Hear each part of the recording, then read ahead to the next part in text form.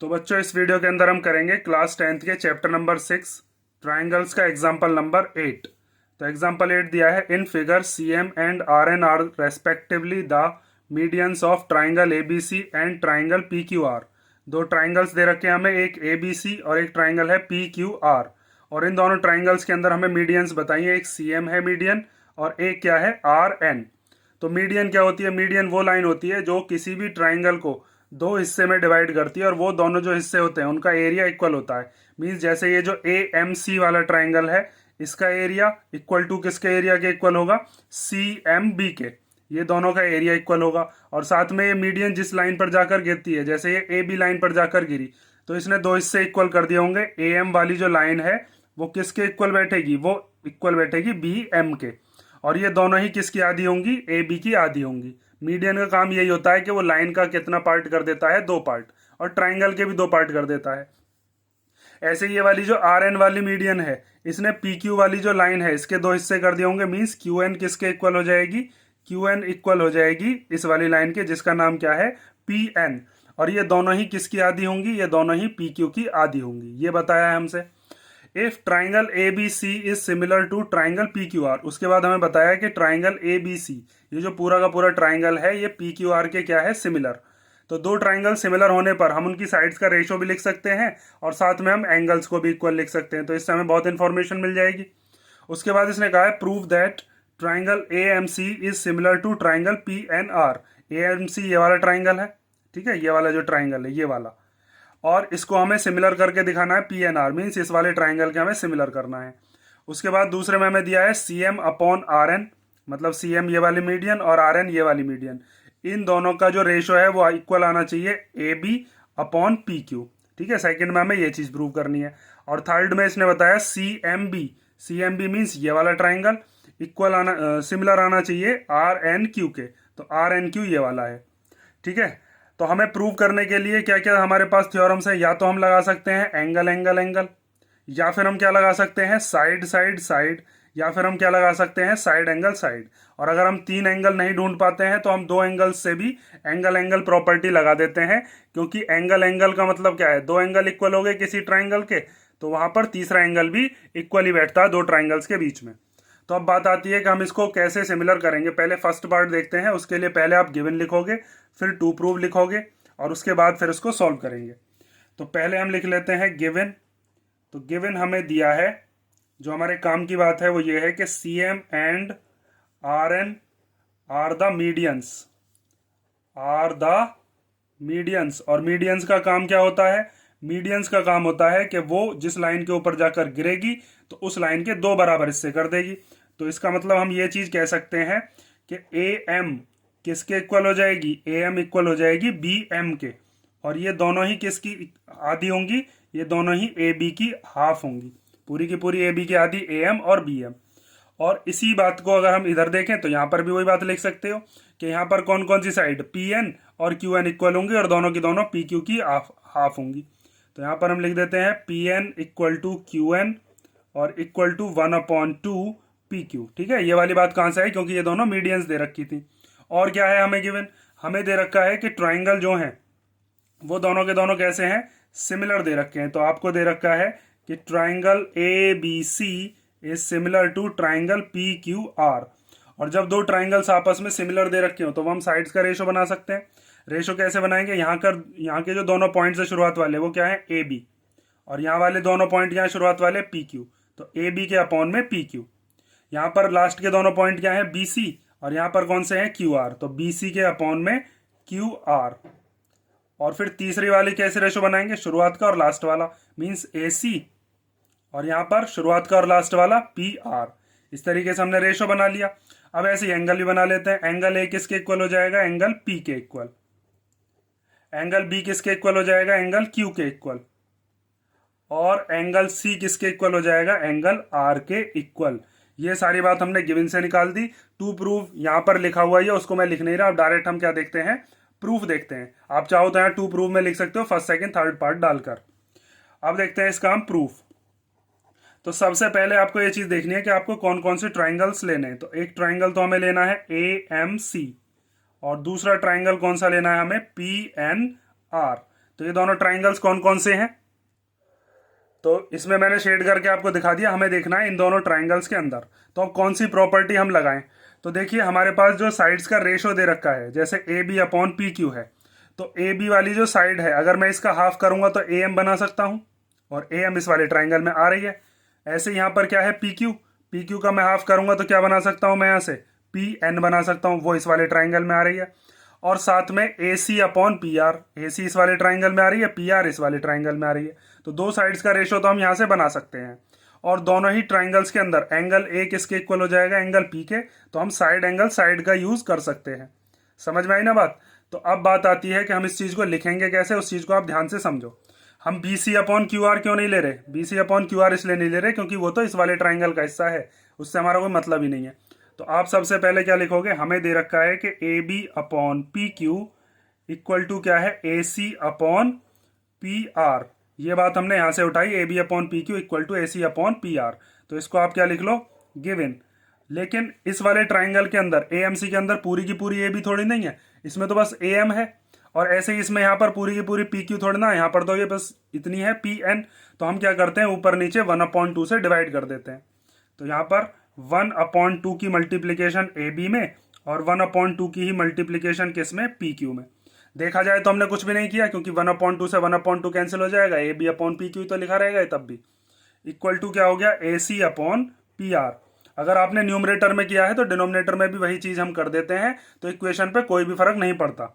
अब यहाँ पर ए बी का जब हम हाफ करेंगे तो ए बी का हाफ क्या कहलाएगा इस वाले ट्राइंगल में, ए बी का हाफ ए एम।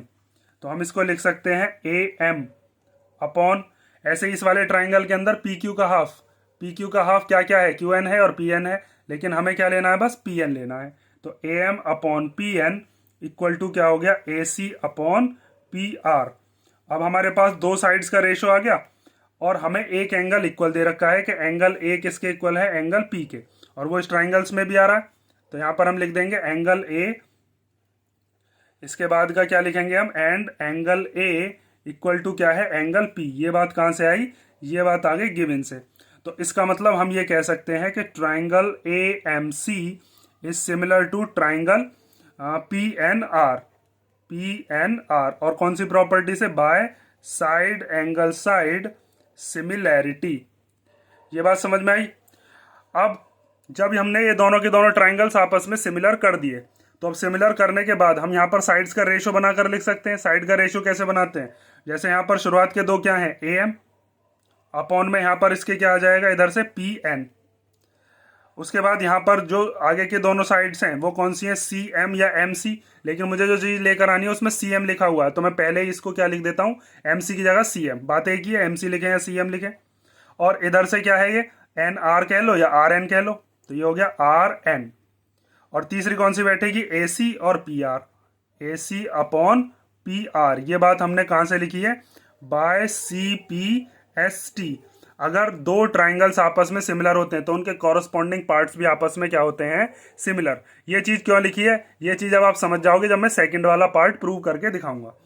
ठीक है, ये चीज समझ गए ना इतनी। फर्स्ट पार्ट तो हमारा यहां तक खत्म हो गया है, हमें ए एम सी और पी एन आर को इक्वल लाना था, सिमिलर लाना था। अब आगे देखो, अब जरा ध्यान से यहाँ पर देखो, हमें C M upon R N equal to दे रखा है क्या, A C upon P R. ये अभी हमने प्रूव किया है।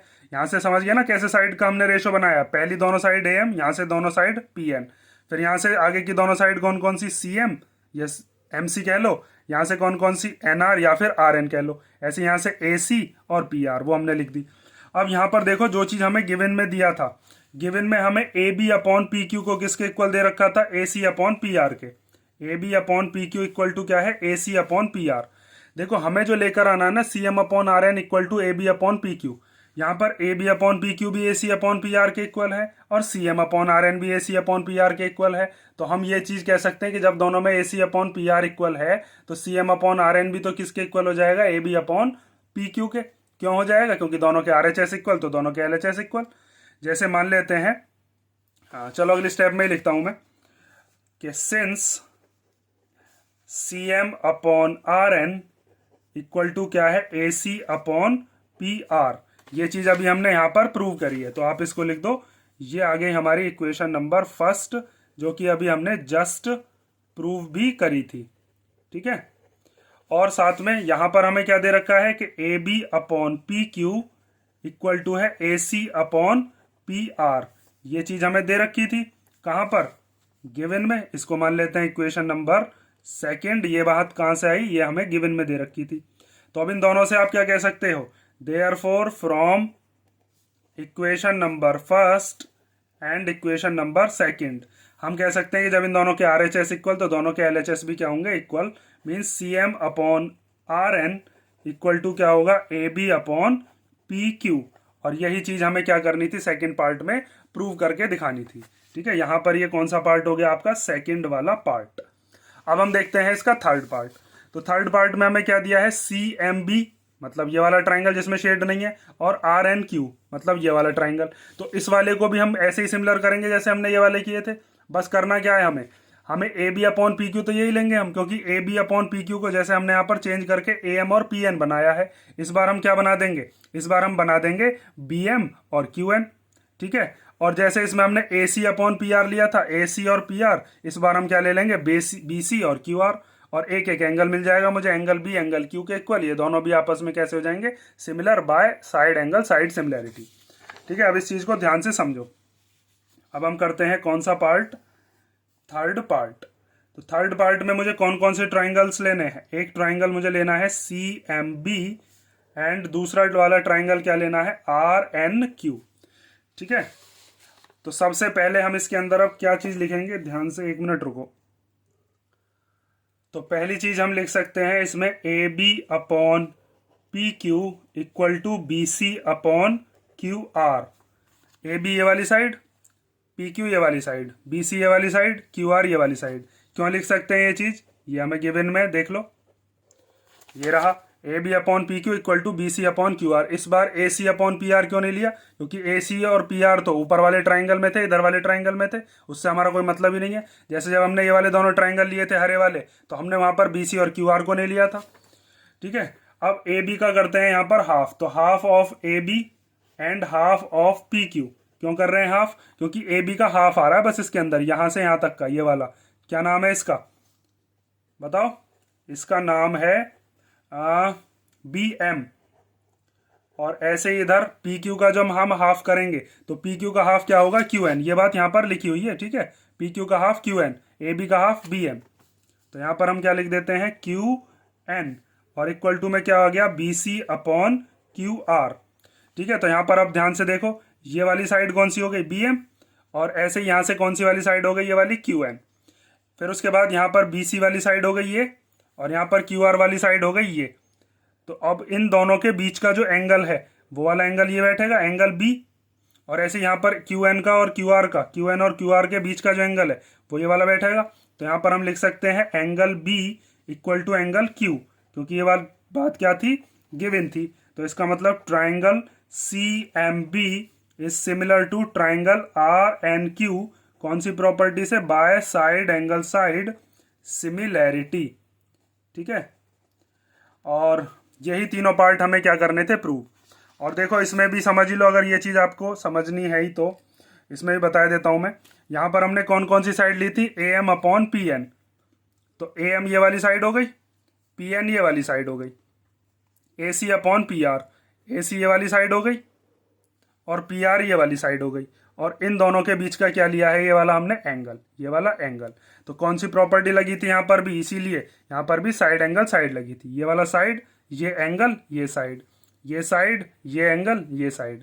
ऐसे ही नीचे वाले ट्राइंगल में जो चीज़ अभी हमने प्रूव करी है ये वाली, तो यहाँ पर भी देखो बी एम साइड, फिर ये बीच का एंगल, यहाँ पर साइड।